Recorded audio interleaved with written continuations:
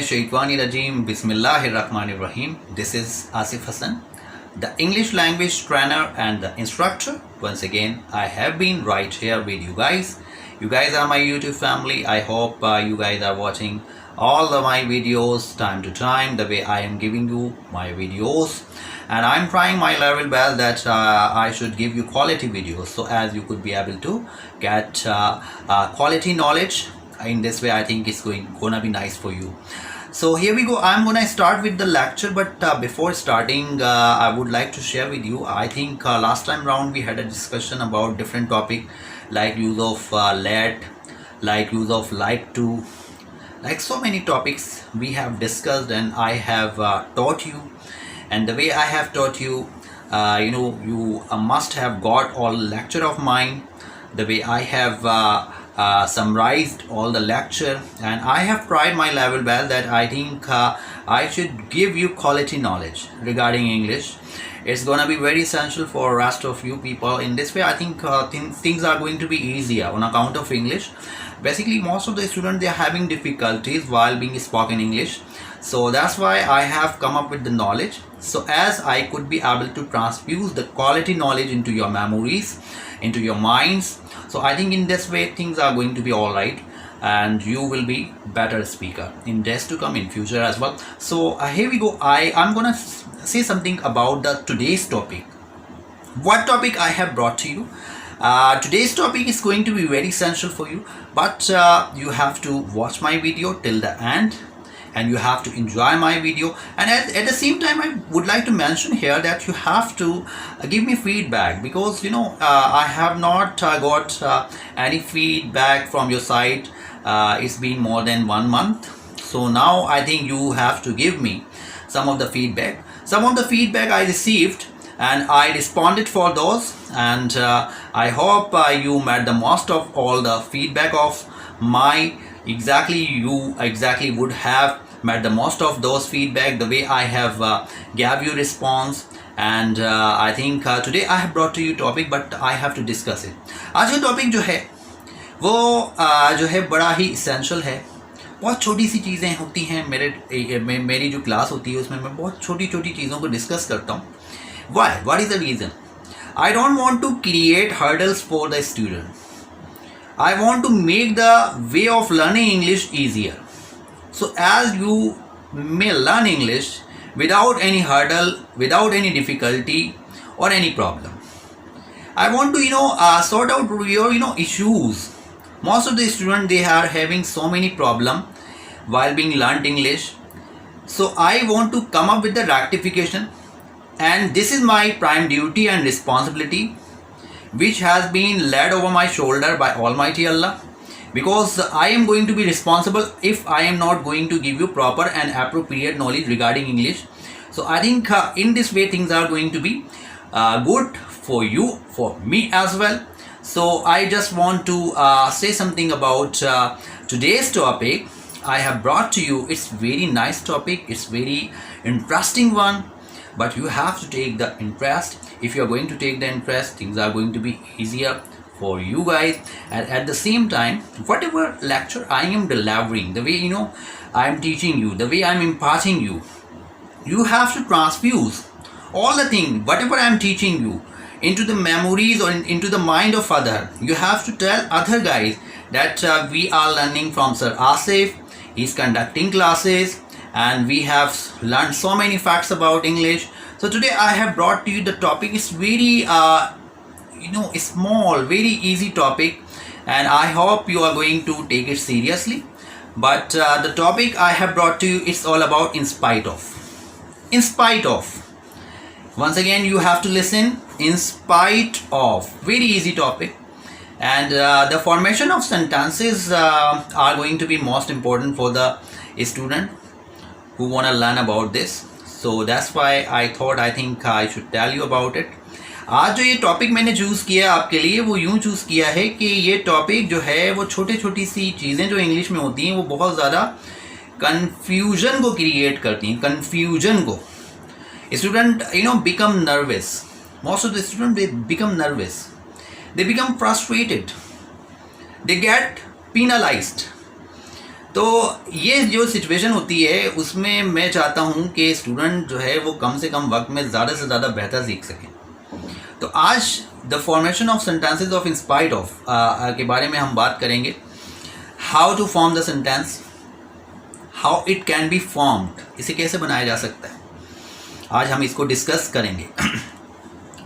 तो इससे पहले कि मैं डिस्कस करूं इसके बारे में, मैं आपको थोड़ा सा बताना पसंद करूंगा। ये बहुत ही इसेंशियल टॉपिक है आप सबके लिए और आपको इसको बहुत ज़्यादा सीरियसली लेना है, क्योंकि इसमें आपके बेइंतहा नफ़ा है, बेइंतहा फ़ायदा है इसमें, और आप इसको सीखेंगे आपके लिए जो है वो बड़ा फ़ायदेमंद साबित होगा।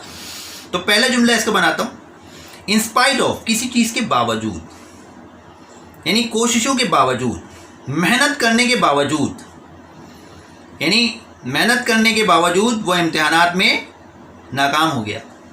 अब ये जुमला देखें आपके सामने आ गया, अक्सर हम बोलते हैं, ठीक है, मेहनत करने के बावजूद वो इम्तिहानात में नाकाम हो गया। इसी तरह अच्छी इंग्लिश बोलने के बावजूद वो मेरे सामने कंफ्यूज हो गया, मेरे सामने परेशान हो गया। इसी तरह अगर मैं बोलूं मेहनत करने के बावजूद वो पाकिस्तान क्रिकेट टीम में सेलेक्ट नहीं हुआ, ठीक है, ये जुमला भी बन गया। इसी तरह इसके बहुत सारे जुमले बन सकते हैं। गाड़ी होने के बावजूद वो बस से सफ़र करता है, गाड़ी होने के बावजूद वो बस से सफ़र करता है। In spite of having a car, भाई in spite of having a car, ठीक है ना, वो बस से सफ़र करता है।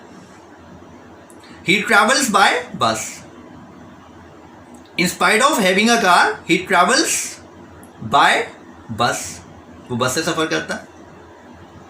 इसी तरह अगर मैं ये बोलूं अच्छी इंग्लिश बोलने के बावजूद वो जो है वो परेशान हो गया, in spite of speaking good English he got confused in front of us. In spite of speaking good और quality English he got confused in front of us, यानी अच्छी इंग्लिश बोलने के बावजूद या मियारी इंग्लिश बोलने के बावजूद वो हमारे सामने क्या हो गया, नर्वस हो गया, कंफ्यूज हो गया, परेशान हो गया। इसी तरह अगर मैं बोलूं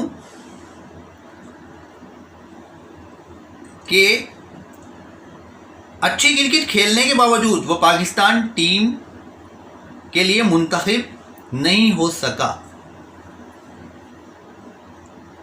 अच्छी क्रिकेट खेलने के बावजूद वो पाकिस्तान टीम में सेलेक्ट नहीं हुआ। अभी कैसे बनेगा, बहुत सिंपल है। In spite of playing good cricket he was not selected for Pakistan team, ठीक है, he was not selected for Pakistan team. इसी तरह अगर ये जुमला इस तरह भी बोला जाए, बहुत ज़्यादा कोशिश करने के बावजूद वो अपने मकसद में कामयाब नहीं हुआ। In spite of making many efforts he did not succeed on account of getting his target. In spite of making so many effort, he did not succeed on account of getting his target. यानी कई कोशिशें करने के बाद, बहुत ज़्यादा कोशिशें करने के बाद भी, बावजूद भी, यानी कई कोशिशें करने के बावजूद भी वो अपने टारगेट को अचीव करने में काबिल नहीं हुआ। यानी मैं दोबारा रिपीट कर देता हूँ, इन spite of making so many effort he did not succeed, वो कामयाब नहीं हुआ। On account of getting his target, अपने टारगेट को हासिल करने के लिए। यानी कहने का मकसद यहाँ पे ये है कि ये जो टॉपिक हम पढ़ रहे हैं, इसको सीख रहे हैं, बहुत इसेंशियल है और इसको समझना भी चाहिए। It must be taken very seriously. It's going to be very handy for all the quick learner. आप तो वैसे ही बहुत जल्दी इंग्लिश सीखने की कोशिश करते हैं क्योंकि दौर बहुत फास्ट चल रहा है, हर आदमी चाहता है इसको जल्दी से जल्दी सीखें। तो ये जो टॉपिक था बहुत आसान टॉपिक है, इसमें बहुत ही ज़्यादा आपकी इंग्लिश को निखार दिया जाता है। अगर आप खुद निखारते हैं इसको, अगर आप इसको बोलें तो आपकी इंग्लिश बहुत ज़्यादा निखर जाती है और बेहतर हो जाती है, आप के बोलने का अंदाज भी अच्छा हो जाता है। इन spite of reading English newspaper, in spite of reading यानी इंग्लिश न्यूज़पेपर पढ़ने के बावजूद, इन spite of reading English newspaper पढ़ने के बावजूद he doesn't know how to speak English. In spite of reading English newspaper, he doesn't know how to speak English. English newspaper पढ़ने के बावजूद वो नहीं जानता कि कैसे इंग्लिश बोलें, वो नहीं जानता कि कैसे इंग्लिश बोलें, कि कैसे बोली जाए। यानी बहुत से सेंस में इसे इस्तेमाल किया जाता है, बहुत ज़्यादा इसका इस्तेमाल होता है। और अगर आप इसका इस्तेमाल करना ही चाहते हैं तो the way I have given you this lecture regarding in spite of, you have to get so many, you can say that, इसके बारे में बहुत सारी आपको जो है वो नॉलेज मिल सकती है। आप अगर न्यूज़पेपर में भी देखेंगे तो ये कहीं ना कहीं लिखा हुआ आ जाएगा आपके सामने। इन स्पाइट ऑफ का बहुत ज़्यादा इस्तेमाल होता है, राइटिंग्स में बहुत से आर्टिकल्स में होता है इसका इस्तेमाल, और बहुत से मजमूनों में भी, जिनको एसेस कहते हैं, हम ऐसे इस्तेमाल करते हैं हर जगह, ऐसे लेटर्स, बहुत सी चीज़ों में अक्सर ये चीज़ें आ जाती हैं। इन स्पाइट ऑफ अगर कोई बहुत लेंदी कोई चीज़ लिखी गई है, आर्टिकल है, तो कहीं ना कहीं आपको ये इन स्पाइट ऑफ जो है वो नज़र आएगा। और बहुत ज़्यादा इसका कॉमन तौर से देखा जाए तो कॉमनली इसका इस्तेमाल किया जाता है। आमतौर से हर जगह ही आपको ये न्यूज़पेपर में, बुक्स में, स्टोरीज़ में कहीं ना कहीं आपको ज़रूर मिलेगा। तो आई थिंक आपको एक एक वर्ड के बारे में जो बताने का मकसद है कि इन स्पाइट ऑफ का जो मैंने टॉपिक ये चूज़ किया आज, मैंने ये डिफ़ाइन करने की कोशिश की कि एक कहावत है ना कि eat less but eat best, कम खाओ अच्छा खाओ। एक चीज़ अगर हम एक वक्त में सीख लें तो इसका मतलब है हम अगर रोज़ाना एक चीज़ सीखते हैं तो 30 दिन में हमने 30 चीज़ों को सीख लिया, और अगर हम 60 दिन लगा लें तो ये 60 चीज़ें हो गई। अब इंग्लिश में एक टॉपिक अगर हम एक दिन में कवर करते हैं तो इसका मतलब है एक दिन में एक सीखा, 30 दिन में हमने कितने सीख लिए? 30। आज हमने इन स्पाइट ऑफ सीखा, कल इसी तरह का कोई और सेगमेंट में लाया, आई ब्रॉट टू यू, यानी मैं लाया, और वो आपने सीखा। और 30 डेज़ अगर देखे जाए तो 30 डेज़ में आपने 30 टॉपिक सीखे, 30 वर्ड्स सीखे। अगर 30 वर्ड्स भी सीखे, वो 30 वर्ड्स बहुत ज़्यादा सफिशिएंट हैं आपके लिए, बहुत वाफिर हैं, बहुत ज़्यादा हैं आपके लिए। क्योंकि मैंने बोला ना कि कहावत है eat less but eat best, कम खाओ अच्छा खाओ। लेकिन अगर हम इसको सीख लें, देखें तो पहली तो बात यह है कि 30 डेज़ में 30 वर्ड आपने सीखे भी तो कितने आपके जहन में आएंगे? बहुत से तो जहन में भी नहीं आएंगे, ऐसा भी होगा।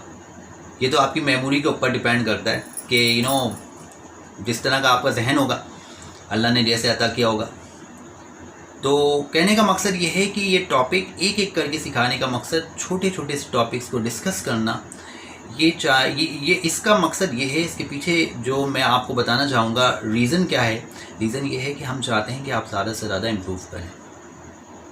इन this way you will turn out to be the quality learner of English, quality spoken person, and your skills are going to be developed, and you gonna be one of the greater conversationalist, and everybody exactly will be coming up in front of you with you can say that a lot of compliment, and यही चीज़ें आपके लिए future में बहुत ज़्यादा फ़ायदेमंद होगी। सो here we go, मेरी वीडियो अगर आपको पसंद आई हो, you have to like it, you have to share, you have to subscribe and press the bell icon and keep watching me, keep watching my videos, and don't forget to give me feedback regarding my videos. I hope you would have liked my videos. इसके साथ ही मैं इजाज़त चाहूँगा। अल्लाह हाफ़िज़।